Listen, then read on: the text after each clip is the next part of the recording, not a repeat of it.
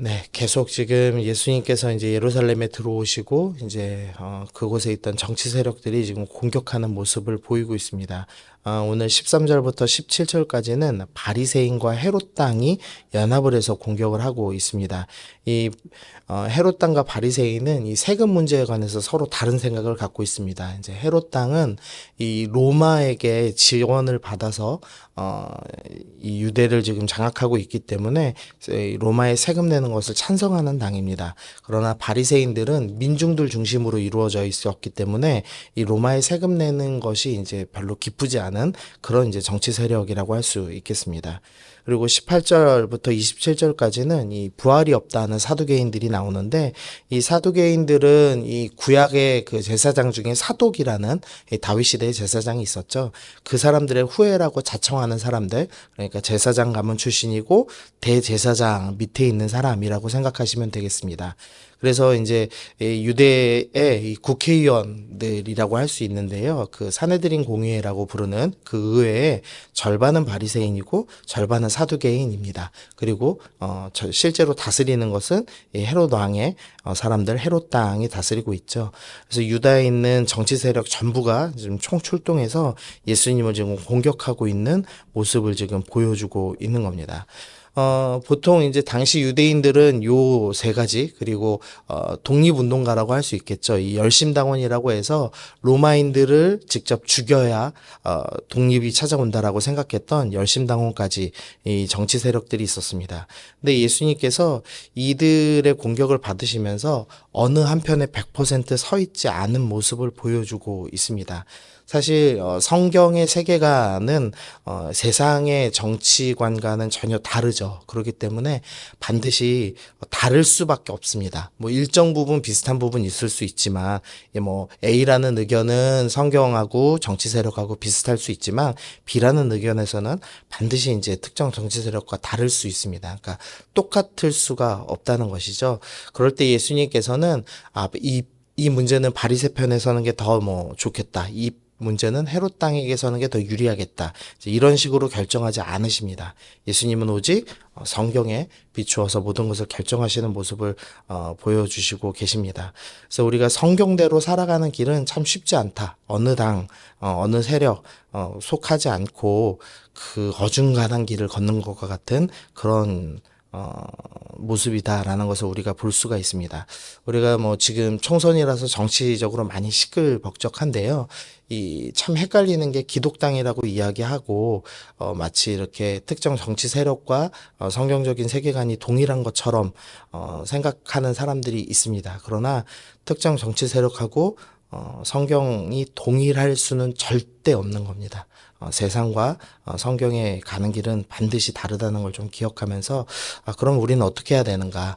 성령께서 때때마다 지혜를 주셔서 분별하는 지혜가 필요하구나 라는 것을 우리가 좀 기억하시면서, 하나님, 내가 믿는 자다운 지혜를 나에게 허락하여 주옵소서, 그렇게 기도하며 조심스럽게 분별하며 나아가면 좋겠습니다. 세금 문제에 관해서 먼저 나오는데요. 이 세금 문제에 관해서 논쟁이 있는 이유는 이 로마 동전에 좀 문제가 있습니다.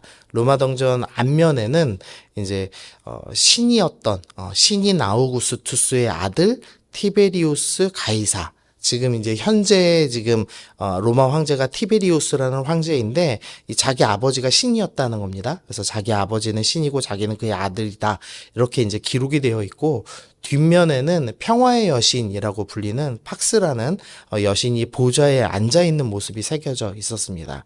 유대인들은 이 동전이 이제 우상 숭배하는 것이다, 동전을 사용하면 우상이 그려져 있기 때문에 우상 숭배하는 것이라고 생각을 해서 거부감이 있었습니다. 그래서 이제 예수님께 물어보는 거였죠. 그래서 만약에 이거 우상이 그려져 있으니까 우상 숭배 맞다, 그래서 세금 내면 안 된다라고 얘기하면 이제 헤롯 당들이 예수님을 잡아갈 것이고, 만약에 이제 세금을 내도 된다라고 하면은 그것은 우상 숭배를 위반한 것입니다 하면서 바리새파를 따르는 사람들이 아마 예수님을 미워하게 만드는 그런 이제 고도의 이제 술책이었습니다. 근데 예수님께서는 이 동전 사용한다고 해서 그게 우상숭배 믿는 것은 아니다. 우리가 하나님 나라의 백성이면서 동시에 세상 나라의 백성으로서 우리가 살아야 한다. 어떻게 살아야 되는지에 대해서 예수님께서 이제 드러내 주시고 있는 본문이라고 할 수 있습니다. 우리는 두 나라 속에서 늘 이제 살아가는 것이 쉽지 않습니다. 그래서 우리는 늘 분별하는 지혜가 필요하죠. 그래서 우리가 늘 말씀을 읽고 배우고 분별하는 지혜가 있어야 합니다. 그래서 우리 먼저 기도하실 때는 주님 나에게 분별하는 지혜를 주옵소서. 우리가 이 세상 속에서 지혜롭게 신앙을 평화롭게 잘 지켜나갈 수 있는 지혜를 허락하여 주옵소서. 우리가 기도하며 나아가야 되겠습니다. 두 번째로 좀 생각해 봐야 될 것은 지금 가이사의 것은 가이사에게 하나님의 것은 하나님께 바쳐라 라는 예수님의 말씀입니다.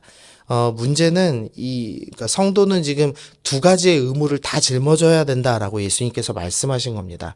그러니까 세상에서 얘기하는 세금의 의무도 져야 되고, 동시에 하나님의 백성으로서 헌금을 내고 또 신앙생활을 유지하는 것 두 가지 의무를 다 해야 된다라는 말씀을 하고 계시는 겁니다. 근데 당시에 이 로마 황제한테 내는 세금이 전체 벌이의 한 50% 정도 됐다고 합니다. 그러니까 우리가 뭐 연봉 3천만 원 받는다 그러면 1,500만 원은 내야 되는 겁니다. 근데 거기에 이제 또 신앙생활 때문에 11조와 또 구제 헌금을 해야 됐겠죠. 그러니까 뭐 성도는 지금 60% 70% 가까이를 자기 번 돈의 것을 내야 하는 아주 매우 중한 짐을 지고 살아왔습니다. 이 예수님 말씀에 순종하기 위해서는 완전히 부유함을 포기해야 한다는 것을 의미했습니다. 근데 그럼에도 초대교회 성도들이 이것을 불평하지 않고 기쁨으로 신앙생활하고 심지어는 자신의 재산 전부를 주님께 내어 바치는 모습까지도 보여주고 있습니다. 성도로 산다는 것은 돈의 유무에 기쁨을 얻지 않는 겁니다. 돈의 기쁨을 얻고 돈의 소망을 얻는 삶이 아니라 예수님으로 또 하나님 나라로 소망을 얻는 삶, 기쁨을 누리는 삶이 되어야 한다라는 것을 우리에게 알려주고 있습니다. 그래서 나는 무엇을 기뻐하는가를 잘 분별하시면서 하나님 나는 오직 주님만으로 또 주님의 나라를 소망하며 기뻐하게 하여 주옵소서. 그렇게 기도해야겠습니다. 세 번째로 이제 사두개파가 이제 부활의 문제를 두고 공격하고 있습니다. 이 사두개파들은 모세 오경만 믿습니다. 근데 모세 오경에 이제 명확한 단어로 이제 부활이 딱 기록돼 있지 않습니다. 이제 그러다 보니까 사두개인들은 부활이 없다라고 생각했습니다. 이제 반면에 바리새인들은 다른 성경에는 부활에 관한 이야기가 많았기 때문에 이제 당연히 부활을 믿고 있었습니다. 근데 이 사두개인들이 부활이 없다라는 이제 증거로 이 오늘 이야기하는 이 계대 혼인이라고 부르는 또 수혼법이라고 적혀 있는 것도 있습니다. 이제 그런 이제 제도를 이제 가지고 부활이 없다라고 주장을 했습니다. 뭐냐면 이제 만약에 형제들이 여럿 있는데 이제 남편을 잃어버린 그래서 자녀가 없는 형수가 있다고 생각하시면 그 형수는 이제 경제 활동을 전혀 할 수 없습니다. 당시에는 이제 여자들이 경제 활동할 수 없기 때문에 그래서 이제 문제가 몇 가지 생기는데요. 이제 자기 형이 이제 자식을 못 낳고 죽었기 때문에 대를 이을 수 없다라는 문제가 있고 형수가 실제로 과부기 때문에 이제 먹고 살 수가 없다라는 문제가 있고 그다음에 만약에 형이 재산을 남겼을 때 그 재산은 이제 그 형의 부인인 과부에게 넘어가는데 그 과부가 다른 집하나 다른 집안 사람하고 결혼하면 우리 집안 재산이 또 딴 데로 넘어가게 된다라는 이제 문제가 있습니다. 그래서 여러 문제들 때문에 그리고 궁극적으로는 성경은 과부라는 가장 연약한 사람을 보호하기 위해서 남편의 형제들이 이 남편 역할을 대신함으로써 재산도 보호하고 과부가 이제 경제적으로 살 수 있도록 보호하는 이제 정책을 마련했습니다. 이제 지금 우리의 눈으로는 좀 이해하기 어렵지만 당시 이제 고대 근동에서는 이런 제도가 없다면 과부는 아마 얼마 지나지 않아서 죽거나 몸을 파는 여자가 될 수밖에 없었기 때문에 이제 일시적으로 주어진 법이라고 할 수 있죠. 근데 사두개인들은 이제 이걸 가지고 이제 과도한 예를 이제 만든 겁니다. 7형제 중에서 첫 번째가 죽고 이제 형수가 과부가 되면서 줄줄이 이렇게 다 죽었다. 그럼 천국 가서 부활할 때 누구와 이제 부인이 되는 거냐? 7형제가 한 여자 놓고 같이 사는 거냐? 이것은 말이 되지 않으니 부활은 가짜다. 이제 이렇게 주장하는 논리를 이제 펼치고 있는 겁니다. 근데 예수님께서는 이제 부활 이전에 이 땅에서의 결혼의 삶과 부활 이후의 천국에서의 삶은 전혀 다르다라는 것을 알려주고 계시는 거죠. 이제 부활 이후에는 천사와 같다라는 표현은 우리가 완전히 이제 천사처럼 몸이 없이 그냥 사는 것이다, 이걸 설명하는 게 아니라 천사가 결혼하지 않듯이 이제 부활 이후에는 우리가 결혼하지 않는다라는 것을 설명해 주는 겁니다. 이제 결혼은 우리가 이 땅 가운데서 이렇게 친밀한 정말 특별한 관계를 누리죠. 그러면서 이 결혼은 예수님과 교회의 관계를 설명하는 것이고, 또 우리가 천국에서 모든 형제들이 함께 이 정도로 친밀할 것이다를 보여주는 그런 하나의 모형으로 사용되는 것이 결혼입니다. 그래서 이것에 대해서 너희가 잘못 생각하고 있다라고 먼저 말씀하십니다.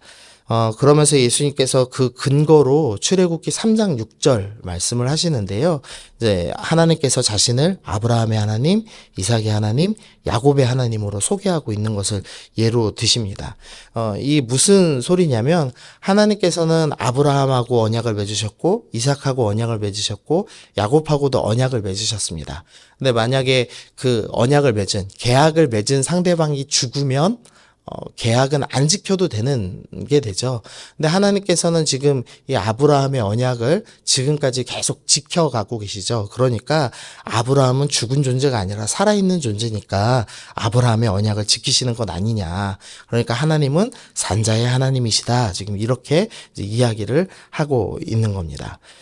지금 이 사두개파들은 이 제사장들의 이제 후예였습니다. 그리고 당시에는 성경을 꽤나 안다고 얘기하는 사람들이었습니다. 근데 실제로는 지금 성경의 기본인 부활도 믿지 못하고 하나님과 아브라함이 맺은 언약도 이해 못하는 아주 연약한 자들이었던 것을 보게 됩니다.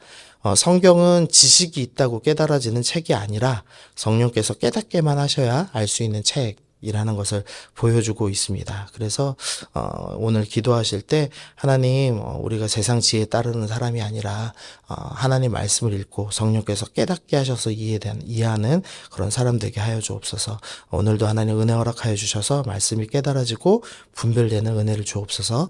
우리 그렇게 기도하며 나아가면 좋겠습니다.